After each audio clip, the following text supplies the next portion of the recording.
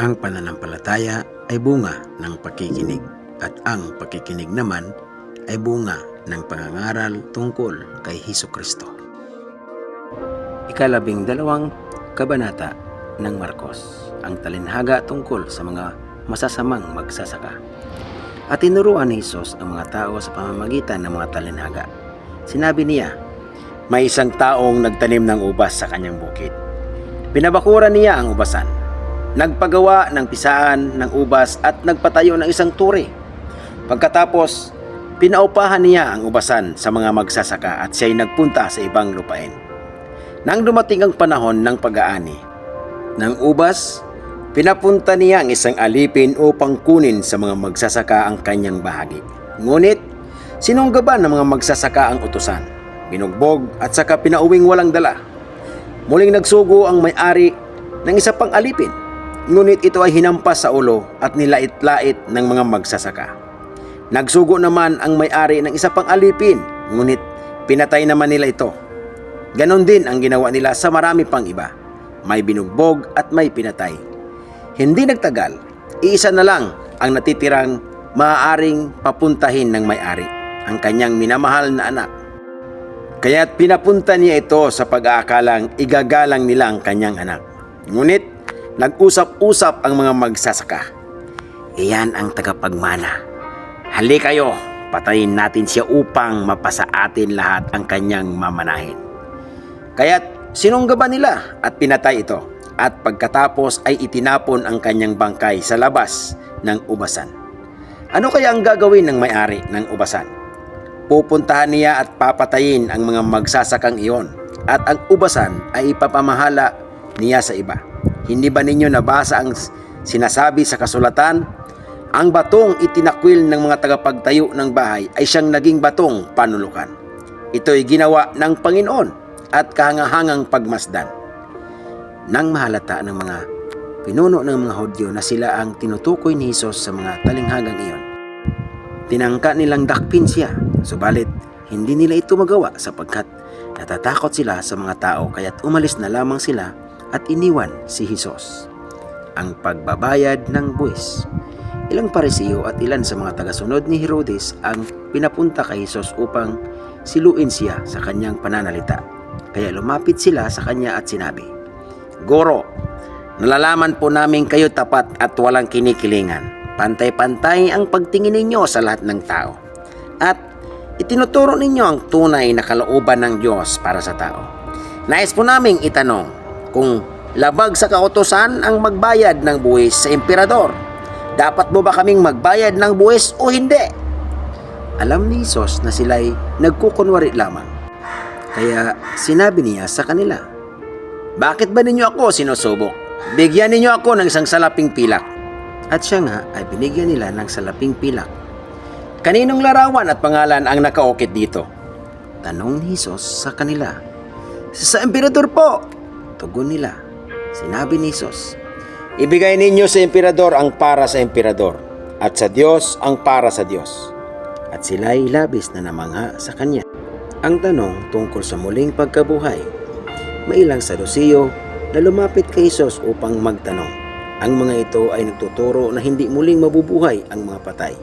Sinabi nila, Guro, isinulat po ni Moises para sa atin, kapag namatay ang isang lalaki at naiwang walang anak ang kanyang asawa, ang kapatid na lang lalaki ang dapat pakasal sa biyuda upang magkaanak sila para sa namatay. Mayroon pong 7 magkakapatid na lalaki. Nag-asawa ang panganay, subalit siya'y namatay na walang anak. Pinakasalan ng pangalawang kapatid ang biyuda, subalit namatay rin ang lalaki na walang anak. Ganon din ang nangyari sa pangatlo. Iisa-isang napangasawa ng babae ang 7 magkakapatid at silang lahat ay namatay na walang anak. Sa kahuli-hulihay, ang babae naman ang namatay. Kapag binuhay na muli ang mga patay sa araw na muling pagkabuhay, sino po ba sa 7 magkakapatid ang kilalaning asawa ng babaeng iyon? Sapagkat silang lahat ay napangasawa niya. Sumagot si Hesus, maling-mali kayo dahil hindi ninyo nauunawaan ang itinuturo ng kasulatan at ang kapangyarihan ng Diyos. Sa muling pagkabuhay, Ang mga tao'y hindi na mag-aasawa. Sila'y magiging katulad na ng mga anghel sa langit. Tungkol naman sa muling pagkabuhay, hindi ba ninyo nabasa sa aklat ni Moises, sa kasaysayan ng nagliliyab na mababang puno, ang sinabi ng Diyos sa kanya?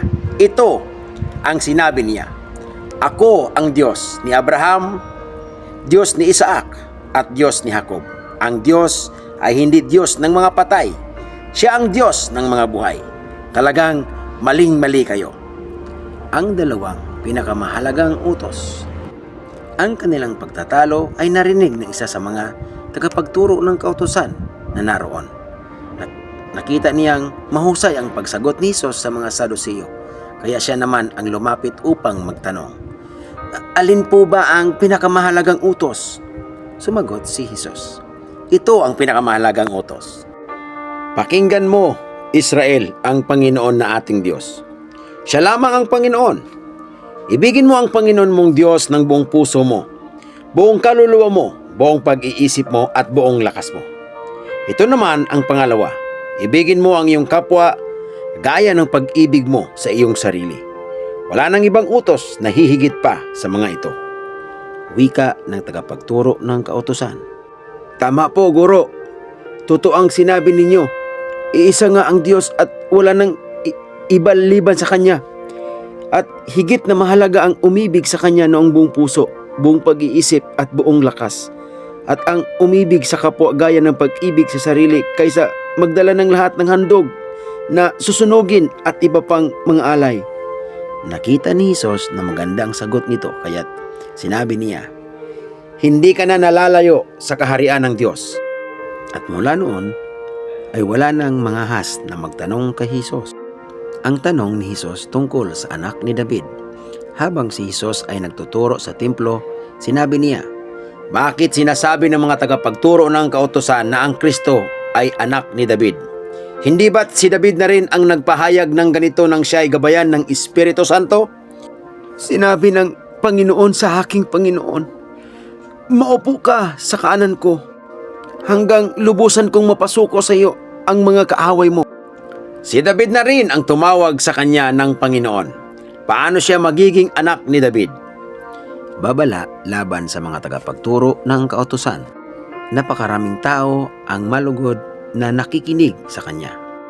Sa kanyang pagtuturo, sinabi ni Jesus, Mag-ingat kayo sa mga tagapagturo ng kautusan na mahilig magpalakad-lakad na suot ang kanilang mahabang damit at gustong-gustong binabati ng may paggalang sa mga pamilihan.